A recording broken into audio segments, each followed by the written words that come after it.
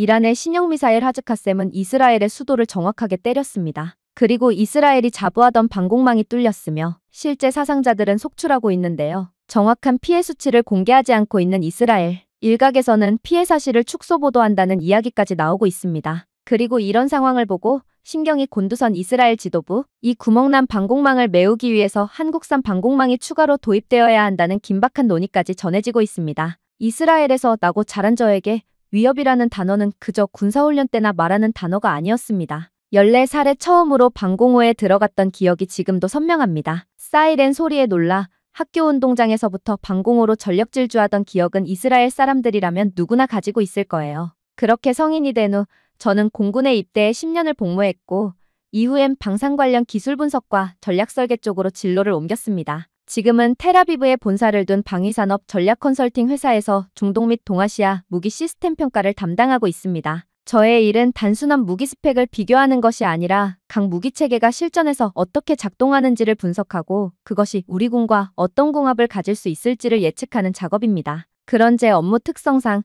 한국이라는 국가는 꽤 자주 제 테이블에 올라왔습니다. 특히 지난 몇 년간 한국은 방산 분야에서 급부상하고 있었고 각종 국제 방산 전시회에서도 눈에 띄는 성과를 보이고 있었죠. K9 자주포라든지 천궁2 같은 방공 시스템은 기술적으로도 인상적이었고 일부 동유럽 국가들에 수출되면서 검증된 시스템으로서의 입지도 굳혀가고 있었으니까요. 그럼에도 불구하고 우리가 실제로 한국 제품을 깊이 있게 들여다볼 기회는 많지 않았습니다. 이스라엘은 방위 전략상 미국과의 협력이 절대적입니다. 우리가 사용하는 대부분의 시스템이 미국과 공동 개발되었거나 미국의 직접적인 승인을 받아야만 도입 가능한 것들입니다. 따라서 실질적으로 한국 방산 제품을 도입 후보로 검토한다는 것 자체가 내부적으로는 정치적 부담이 따르는 일이었죠. 물론 비공식적으로는 몇 차례 논의가 있었습니다. 당연히 한국 제품은 저렴한데 성능은 미국산하고 별 차이 없으며 심지어 요즘에는 한국산이 미국 제품들의 빈틈을 메워줄 수 있다는 방향까지 계산하고 있긴 하죠. 당연히 방산회의에서조차 한국의 기술력은 괜찮은데 정치적, 실전 운용 부분에선 부족하지 않느냐는 평가가 있었고 긍정적으로 미국보다 값싼 대안일 수는 있다는 의견도 오갔습니다. 그러나 정작 우리가 한국 제품을 실제로 들여다보는 데에는 항상 한 가지 전제가 필요했습니다.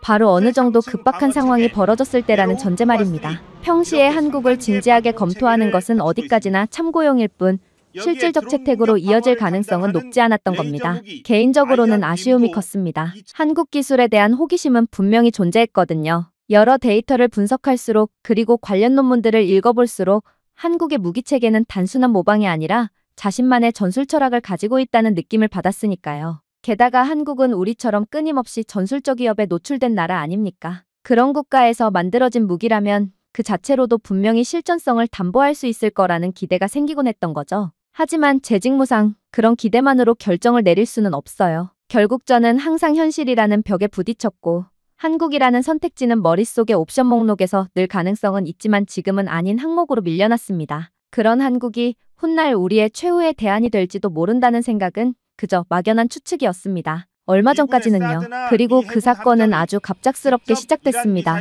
그러나 동시에 너무나 예견된 일이기도 했습니다. 2025년 봄, 이란은 오랫동안 숨겨왔던 신형 미사일 전력을 전면에 꺼내들었습니다. 우리는 정보기관을 통해 이란이 새로운 장거리 미사일 실험을 진행 중이라는 보고를 받아왔고 이 무기들이 기존 패트리어트 시스템으로는 완전한 욕격이 어렵다는 것 또한 알고 있었습니다. 그럼에도 불구하고 이란이 이토록 대담하고 정교하게 그것도 민간 지역을 노리는 방식으로 공습을 단행할 것이라고는 누구도 쉽게 예측하지 못했던 것 같습니다. 물론 이란이 핵협상의 진전을 보이지 않았고 이스라엘이 선제 타격한 것은 사실입니다. 그러나 이란은 반격했고 이란의 공습은 새벽 시간에 이뤄졌죠. 사실상 무분별한 폭격이었어요. 예루살렘 도심의 주거 지역을 겨냥하며 시작되었습니다. 몇몇 미사일은 다행히 요격되었지만 우리가 자랑해오던 다층 방공망은 이란의 최신형 미사일 앞에서 일부 붕괴됐습니다. 방어망 사이에 공백지대가 그대로 뚫린 거였죠. 그 결과는 참혹했습니다. 민간 건물이 무너졌고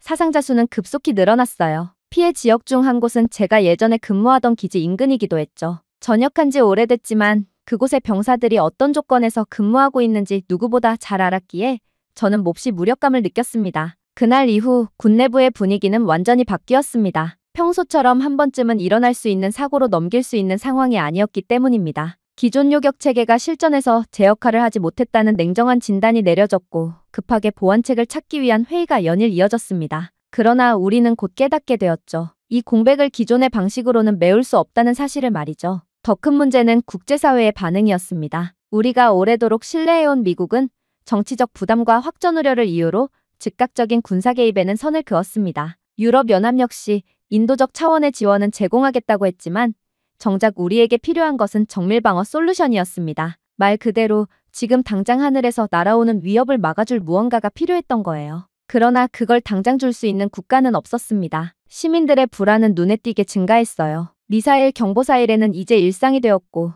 지하철에서, 카페에서, 심지어 아이들 학교에서도 공습 대피 훈련이 다시 강화됐습니다. SNS에는 연일 방공망에 대한 불신과 분노가 쏟아졌고 정부는 압박을 받기 시작했죠. 그리고 이 와중에 군 전략국과 저희 회사가 공동으로 주관하는 대체 방공솔루션 검토위원회가 긴급히 구성되었어요. 과거 검토에서 보류되었던 기술들도 다시 테이블 위에 올라왔고 당연히 그중에는 한국의 방공 시스템도 포함되어 있었습니다. 한동안 회의실 구석에서 조용히 자리만 차지하고 있던 보고서 파일이 드디어 중심으로 이동하기 시작한 순간이었죠. 제가 맡은 역할은 그 보류됐던 한국 시스템에 대한 실질적인 검토를 다시 시작하는 것이었습니다. 단순히 기술 평가가 아니라 지금의 전장 상황에서 우리가 얻을 수 있는 전략적 실효성을 따져보는 일이었죠. 솔직히 말해 마음이 복잡했습니다. 우리가 이렇게까지 돼서야 한국을 검토해야 한다는 현실이 씁쓸하기도 했고 동시에 한켠에서는 지금이라도 기회를 잡아야 한다는 생각이 고개를 들었습니다. 그렇게 저는 한국을 다시 바라보기 시작했습니다. 이번엔 단순한 흥미나 기술적 호기심이 아닌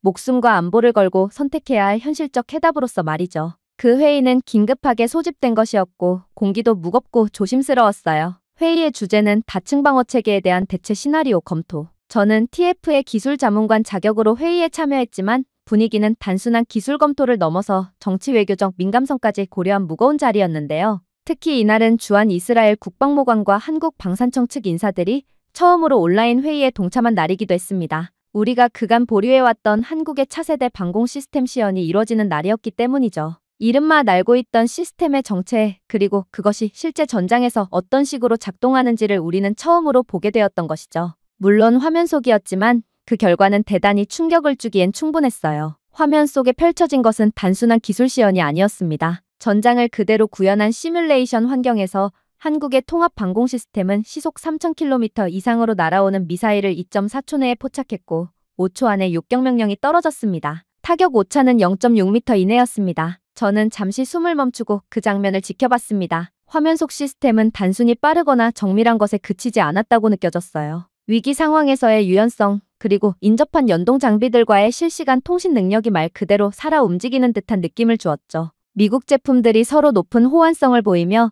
치밀한 계산을 하는 것과 다를 바가 없는 수준. 그 시연은 단 한 번뿐이었지만 그 3분짜리 영상은 제가 알고 있던 한국에 대한 이미지를 완전히 바꿔놓았습니다. 수치를 통해 읽었던 성능도 뛰어났지만 저는 무엇보다 그 시스템이 어떤 철학을 바탕으로 설계됐는가에 더 깊은 감명을 받았는데요. 한국도 마찬가지로 북한과 전면전이 개시될 경우 시간당 수만 발의 포격을 막아야 하는 상황에서 한국인들이야말로 이스라엘과 다를 바 없이 절박한 상황이라는 것도 동질감을 주었어요. 기술이라는 건 결국 어느 정도의 예산과 인력이 투입되면 비슷한 수준으로 도달할 수 있습니다. 그러나 한국은 우리와 상황이 같았고 이것은 분명히 중요했죠. 그것은 설계자가 실전을 얼마나 상상하고 얼마나 오랫동안 위협 속에서 시스템을 훈련시켜 왔는가에 달린 것입니다. 한국은 분명히 전쟁의 그림자 아래에서 자신들의 시스템을 현실화시켜 온 나라였으니까요. 그리고 그 차이는 당연히 명백했다는 것이죠. 그날 이후 제 머릿속에는 계속 한국이라는 키워드가 맴돌았습니다.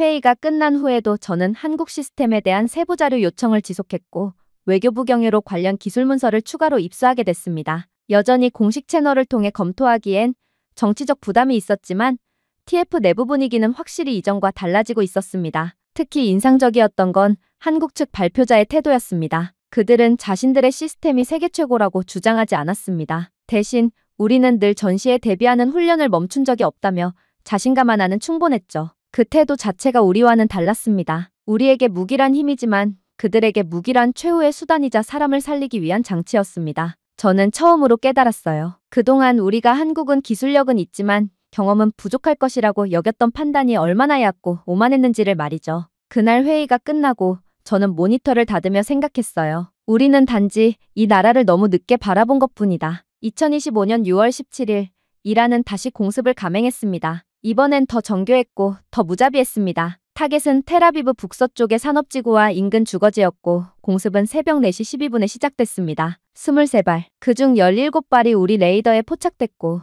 12발이 욕격됐습니다. 나머지 11발 중 6발이 민간시설에 낙하했죠. 건물 2채가 무너졌고 39명의 사상자가 발생했어요. 아마 뉴스엔 통제되어 소식이 나가진 않았을 것이라 제가 내부 사항을 밝히는 것일지도 모르겠군요. 심지어 제 조카의 모교도 파편 피해를 입었다는 소식을 들었을 땐 숨이 막힐 뻔했죠. 그러나 더 충격적인 것은 우리가 이란의 최신형 미사일을 막을 수 있었을지도 모른다는 보고서였습니다. 공습을 당한 후 TF 기술분석팀에서 제출한 긴급 브리핑 자료가 제 손에 들어왔는데요. 놀랍게도 거기엔 지난주 한국 측이 시연한 방공 시스템이라면 그날 침투한 미사일 중 적어도 4발은 추가로 더 요격이 가능했을 것이라는 분석이 적혀 있었어요. 기술적으로 보면 미사일의 고도 변화 패턴과 속도를 분석한 결과 한국 시스템이 가진 반응 속도와 예측 알고리즘이 훨씬 더 민감하게 반응할 수 있었을 거라는 것이었습니다. 저는 자리에서 움직이지 못한 채 그 페이지를 여러 번 읽었습니다. 막을 수 있었던 공격이었다면 그 순간이었습니다. 우리는 그걸 알고 있었고 보았고 심지어 관심도 있었지만 결국 외면했죠. 정치적 관계라는 이름 아래 우리가 실제로 보호해야 할 사람들의 안전보다 중요한 무언가가 있냐는 생각이 문득 치밀어 올랐습니다. 저는 그날 이후 마음속에서 결심을 했습니다. 이제는 말해야 한다. 적어도 누군가는 이 선택지를 제대로 밀어붙여야 한다. 그 결심은 단지 기술적 판단이 아니었습니다. 실전이 오면 현실은 간결해집니다. 누가 더 빨리 막느냐, 누가 더 잘 막느냐의 문제로 단순화됩니다. 그 기준에서 보자면 한국은 더 이상 후보가 아닌 필수가 되어야 했습니다. 물론 그 선택이 외교적으로 민감하다는 사실도 알고 있었습니다. 미국과의 군사동맹 속에서 한국 무기의 도입은 정치적으로 파장을 불러올 수 있는 사안이니까요. 그러나 그날 이후 저는 확신했습니다. 정치는 협상의 영역일 수 있어도 생존은 그렇지 않다. 우리가 지금 필요한 것은 국제적 이미지나 전통적 동맹이 아니라 실질적인 생존 전략이었습니다. 그리고 그의 답이 한국에 있다는 것은 더 이상 가설이 아니었어요. 적어도 제게는 그 시연 영상과 기술 분석 리포트가 명확한 증거였죠. TFA에서 제가 처음으로 입장을 전환한 건 그 며칠 뒤였습니다. 정치적 상황도 중요하지만 제가 조용히 입을 열었습니다. 지금 우리에게 필요한 건 기술이 아니라 결단입니다. 한국 제품을 들여다봐야 합니다. 아니, 이제는 선택해야 할 때입니다. 그 순간 몇몇 고위 장교들이 눈살을 찌푸렸지만 제 옆에 앉아있던 동료 아브라함은 고개를 끄덕였습니다. 그날 회의실 분위기는 그전과는 달라져 있었습니다. 누군가는 아직 의심했고 누군가는 침묵했지만 드디어 한국이라는 단어가 실질적 대안으로 중심에 놓이기 시작한 순간이었음은 분명했어요. TF의 요청으로 다시 모아진 비교 분석 자료는 무거운 충격을 안겨주었어요. 미국의 주력 방공 시스템은 여전히 뛰어난 기술력을 자랑했습니다. 독일의 체계 역시나 복잡하고 정교했죠. 그러나 문제는 그 정교함이 실제 전장에서 얼마나 작동할 수 있는가에 있었습니다. 우리의 판단 기준이 조금씩 흔들리기 시작했습니다. 미국 시스템은 전통적으로 통합성과 네트워크 기반이 강점이지만 그만큼 운용 절차가 복잡하고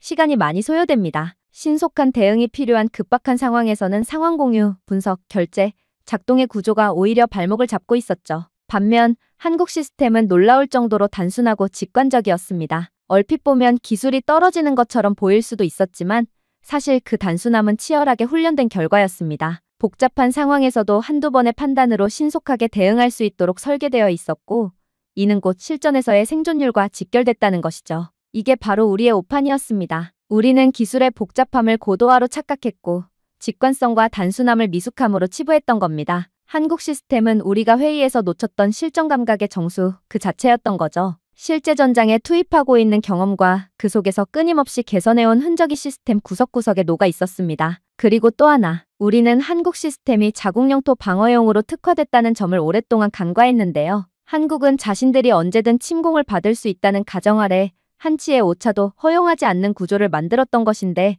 우리는 그걸 쉽게 생각했던 거죠. 다층 방어는 기본이고 하나의 욕격 실패가 도시 전체를 위협할 수 있다는 긴장 속에서 시스템을 설계해온 것이에요. 그날 이후 저는 회의석상에서 더 자주 말을 하기 시작했습니다. 특히 기술사령부와의 공동 브리핑 시간에는 미국 시스템과 한국 시스템의 반응 시간, 실시간 위협, 인지 능력, 파편 최소화 설계 등 구체적인 비교 자료를 제시하며 의견을 피력했어. 고개를 갸웃거리던 몇몇 장교들도 점차 자료를 진지하게 받아들이기 시작했죠. 그리고 무엇보다 중요한 변화는 TF 내부 회의 자료에 한국 시스템 비교 섹션이 정식으로 삽입되기 시작했다는 점이었습니다. 비공식이었던 자료가 이제는 당당히 메인 프레젠테이션 안으로 들어온 겁니다. 회의실에 앉아 그것을 보며 저는 조용히 생각했습니다. 변화는 이렇게 조용히 찾아오는 법이지.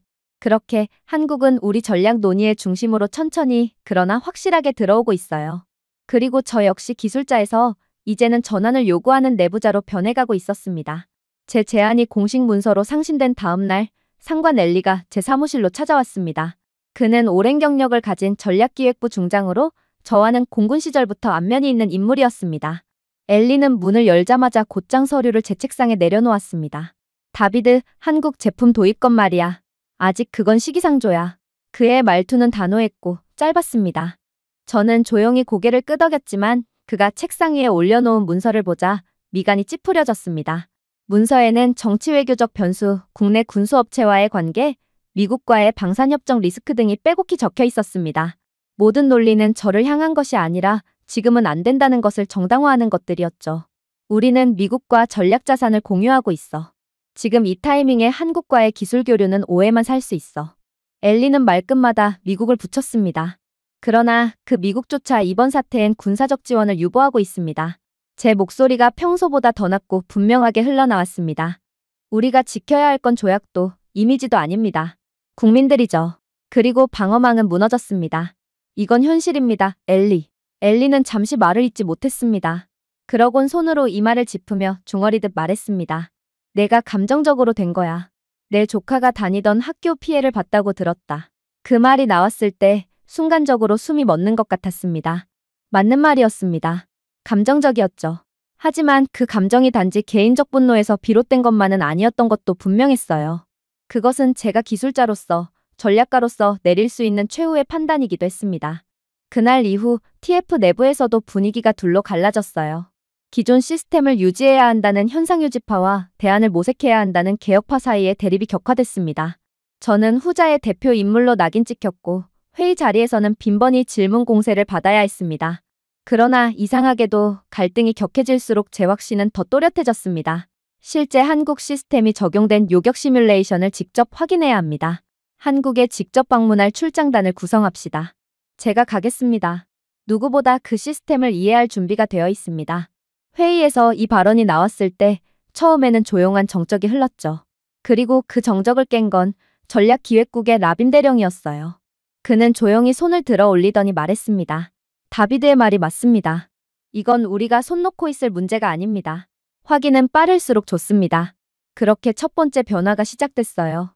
아직 공식 도입은 아니었지만 출장조사단 파견을 위한 협의가 TF 안건으로 상정됐고 저는 비공식적으로 사전자료 준비를 요청받았습니다. 엘리는 여전히 고개를 저었지만 더 이상 저를 직접 막지는 않았습니다. 저를 이해한 건 아니겠지만 적어도 이제 그는 시간이 바뀌고 있다는 걸 느끼고 있었을 겁니다. 출장 요청서를 정식으로 작성한 날 저는 조용히 제 이름을 적으며 마음속으로 다짐했어요. 이건 단순한 업무 차원의 결정이 아니며 선택의 문제다. 안주하느냐 아니면 감당하느냐. 그 경계선에서 저는 뒤를 돌아보지 않기로 한 겁니다. 출장단은 총 4명으로 구성됐습니다. 저를 포함한 방산기술 담당 2명, 외교부 관측관 1명, 그리고 전략정보 분석관 1명이었습니다. 각자 맡은 역할은 분명했고 그만큼 이 출장에 대한 기대와 부담도 명확하죠. 우리는 더 이상 기술적 탐색을 위한 단순한 견학단이 아닙니다. 우리는 미래를 바꿀 수 있을지도 모를 선택의 기준점을 정하러 가는 사람들이었습니다. 출국을 앞두고 짐을 정리하며 저는 그간의 모든 회의록, 분석 보고서, 한국 방산 시스템에 대한 실전 평가 자료를 다시 한번 훑어보았어요. 처음엔 단순히 기술력에 놀랐고 그 다음은 실전 대응력에 감동했습니다. 그러나 끝내 저를 움직인 건 그들이 그 기술을 왜 만들었는지에 대한 철학이죠. 반드시 자국의 영공을 사수하겠다는 마음가짐. 실패하면 가족들이 위험하다. 그거면 된 거죠. 한국행 항공편은 이틀 후에요. 저는 곧 서울에 도착할 겁니다. 물론 아직 확신할 수는 없어요. 이 결정이 정말 이스라엘의 운명을 바꿔줄지. 하지만 저는 믿고 있습니다. 지금 우리가 택해야 할 방향은 더 빠른 것보다 더 옳은 것이라는 것을. 그리고 이제 그 옳은 것을 향해 저는 한국으로 갑니다. 분명히 잘 해내고 돌아오겠습니다. 오늘의 영상은 여기까지입니다. 그리고 지금 화면에 나오는 영상을 아직 시청하지 않으셨다면 지금 바로 시청해보세요. 재미있는 다음 사연이 기다리고 있습니다. 감사합니다.